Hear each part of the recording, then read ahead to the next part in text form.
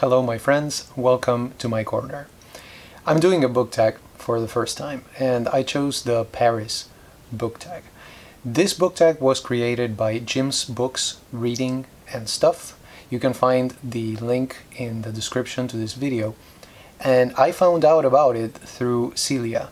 If you are not familiar with her channel, and I know most of you probably are, please visit it and subscribe immediately because you need this channel in your life. There's also a link in the description to this video.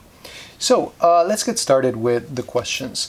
And the first one that I have is, what was the last book that you read set in Paris? You know, it's a good thing that I keep a reading log because I did not remember, honestly, and I had to go quite a way back to find a book that I had read set in Paris. And it happens to be Invisible Ink by Patrick Modiano. More to come about him. I don't remember the details of the novel, but I remember liking it very much. I think Modiano is a great author and he is still publishing great novels. Let's go with question number 2, and that is a very interesting one. What words can't be translated into English? Okay, so I'm going to give you 4 of them, okay, in different languages. And since this is a Paris book tag, I thought I would begin with one in French. For this one, I had to look up some ideas online, so I did look for some inspiration when it comes to this word.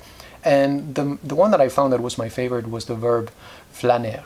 Okay, the idea is walking around, right? That would be the most basic translation into English, but it's not quite accurate. And of course, you have an expression there instead of a term, But the idea is like walking around aimlessly without a destination in mind, just letting your feet guide you pretty much. And I really like that. It's something that I actually like doing whenever I get the chance. So that's one word that I chose. One in Spanish. I like the term sobremesa. Okay, it's impossible to translate this into English because it doesn't really happen as much as it does in Latin American countries and maybe in Spain and maybe in Europe too. When you get together with somebody, you have dinner, or maybe with a family, right? You get together, you have dinner. Once you're done eating, you continue to talk and to talk and to talk. And this can go on for, sometimes hours. That chat, that post-lunch, post-dinner chat, that is what we call the sobremesa. It's a very, very appropriate and also a very, useful term. A word in German, Stimmung. Okay, that is difficult to translate, I think. I don't think there's a word in English that actually encompasses the ideas that are, included in this term. You can say atmosphere, you can say mood, but it's a combination of those two things, and it's also your experience of the atmosphere, the mood, etc. I understand. Once again, I do not speak German, so please let me know if I am mistaking this here, but I think that is also a difficult word to translate. And the last one that I have is a Japanese term, which is mono no aware. This idea of sadness at the passing of things. It is something that I personally have and that I experience a lot, for good or ill or both. So I think, I wanted to share that one with you. Question number 3 is, do you have a favorite book in translation? Okay, I have many books in translation that I really, really like. Part of me wants to be funny and say Don Quixote, okay, but I guess I already said it, but I'm going to show you 3 books that I really liked in translation, okay? And I'm probably going to think about more as soon as I'm done with this video. I like The Tin Drum, translated into English by Ralph Manheim. That one was really good. Another favorite of mine is the manuscript found in Zaragoza by Jan Potocki. Okay, The Tin Drum is by Günter Grass. I forgot to say that. And the manuscript found in Zaragoza was translated by Ian MacLean.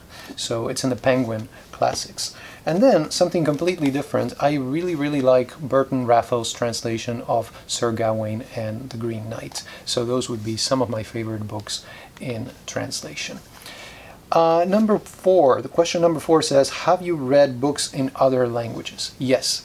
So here's the thing, I do most of my reading in English, and the big exception is when something is originally published in Spanish, because Spanish is my first language. So I read Spanish in the original, though there have been some exceptions to the rule. For instance, I remember the Argentine author Eve Uhart.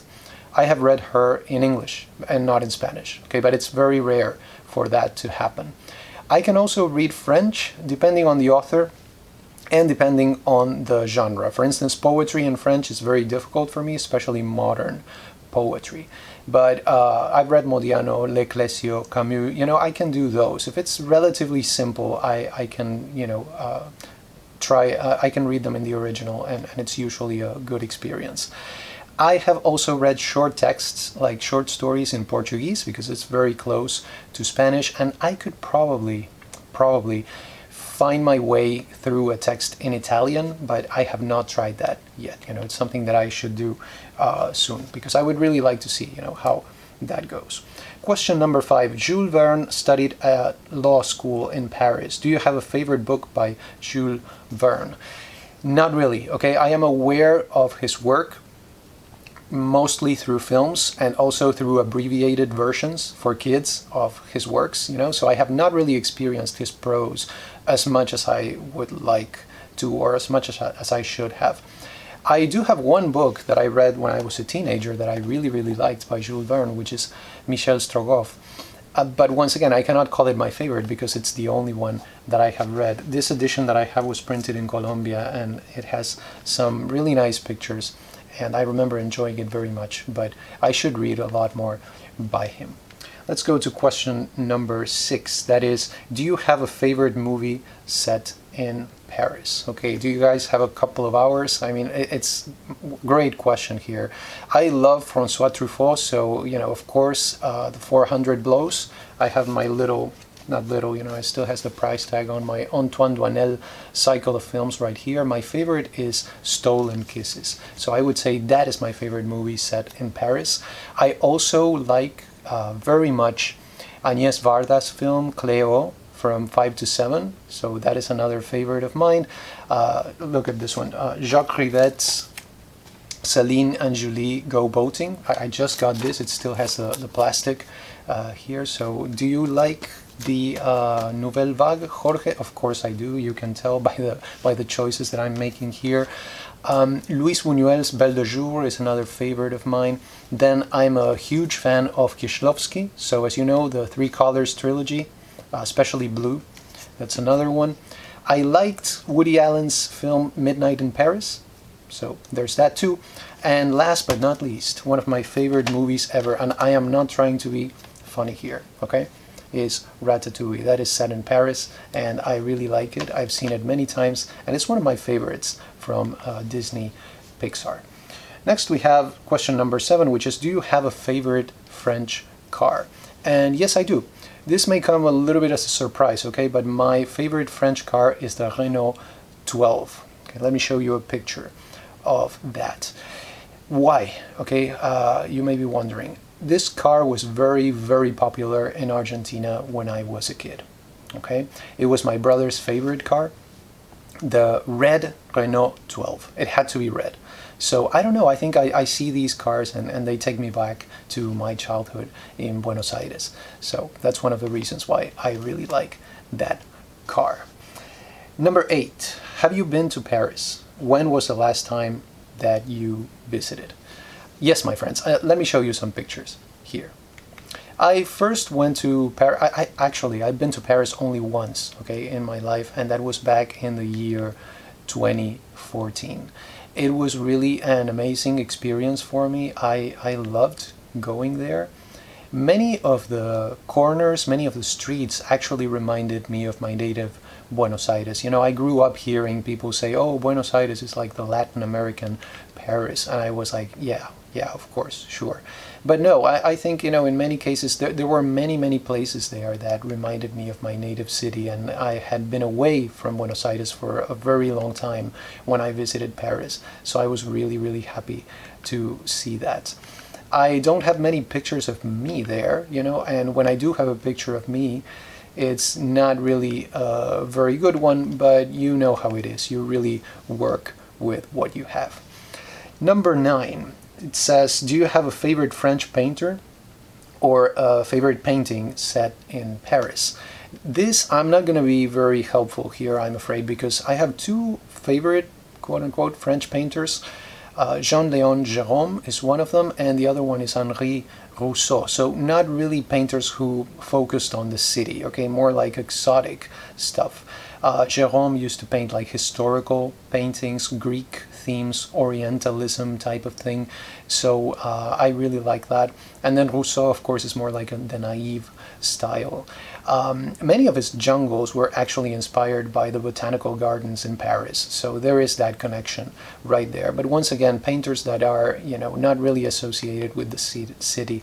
I really like more, you know, more exotic stuff when it comes to painting for whatever reason.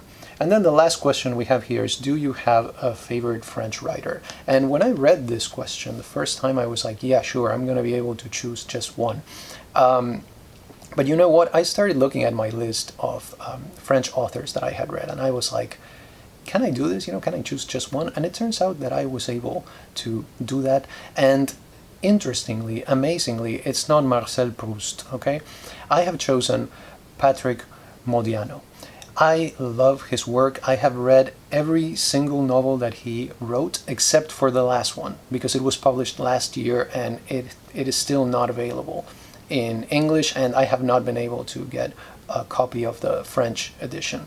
So I have his works. I do not have all of his books, but I have many of them, probably most of them, some of them in Spanish, like La Hierba de las Noches. This was not really one of my favorites. This one was. En el Café de la Juventud Perdida. You can figure out that title even if you do not speak Spanish. I have some of his books also in French, you know, like this one right here. This is, in English it was titled Out of the Dark. It was one of my favorites, and I want to read it in the original. I still have not been able to do that. And then a couple of them, like this one right here, Vestiaire de l'Enfance, it was not available in English, so I had to read it in French, and it was really, really a very nice experience. This one also, you know, Des Inconnus, it was not available in English. And then I was able to find once a used copy of Dora Bruder. So I had read that in English, and I have a copy of it in Spanish too. So, you know, it's quite a mix of things right here. The first book by him that I read, my doorway into his work, was Missing Person, okay? And I went to get this book as soon as Modiano won the Nobel Prize. The next day I went to a bookstore, used bookstore, and I found a copy of that book when it was out of print, if you can believe that.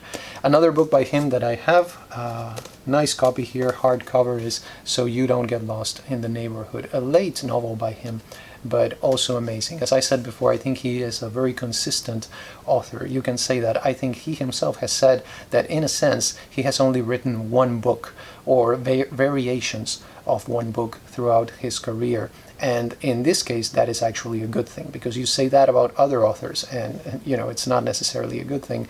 But in the case of Modiano, that consistency, you know, that almost obsessive exploration of amazing, engrossing topics, I really like that. And I will continue to read him as long as he continues to publish books.